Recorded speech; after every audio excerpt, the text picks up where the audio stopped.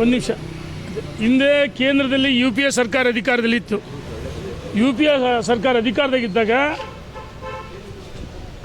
ರಸಗೊಬ್ಬರವನ್ನು ಕರ್ನಾಟಕ ಸಮರ್ಪಕವಾಗಿ ಪೂರೈಕೆ ಮಾಡ್ತಾ ಇರಲಿಲ್ಲ. ಆ ಸಂದರ್ಭದಲ್ಲಿ ಹಾವೇರಿಯಲ್ಲಿ ಗೋಲಿಬಾರ್ ಆಯಿತು.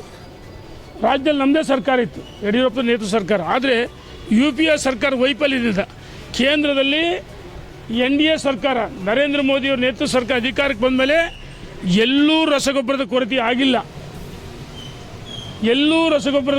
ಆ ರೀತಿ ನಮ್ಮ NDA ಸರ್ಕಾರ ರೈತರಿಗೆ ಕಡಿಮೆ ದರಕ್ಕೆ ರಸಗೊಬ್ಬರ ಪೂರೈಕೆ ಮಾಡಿದ್ವಿ.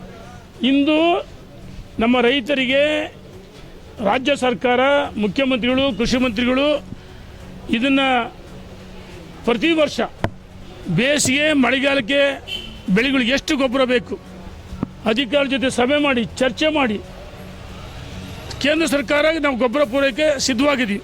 ರಾಜ್ಯ ಸರ್ಕಾರ ರೈತರಿಗೆ ಇಚ್ಛಾಶಕ್ತಿ ಇಲ್ಲ.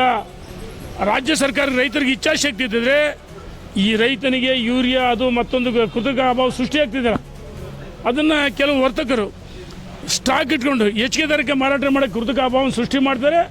ಸಂಬಂಧಪಟ್ಟ ಅಧಿಕಾರಿಗಳನ್ನ ಸಸ್ಪೆಂಡ್ ಮಾಡಬೇಕು. ರಸಗೊಬ್ಬರದ ಕೊರತೆ ಆಗೋ ರೀತಿಯಲ್ಲಿ ನೋಡ್ಕೋಬೇಕಂದ್ರೆ ಸರ್ಕಾರಕ್ಕೆ ಒತ್ತಾಯ ಆಗ್ತಿದೆ.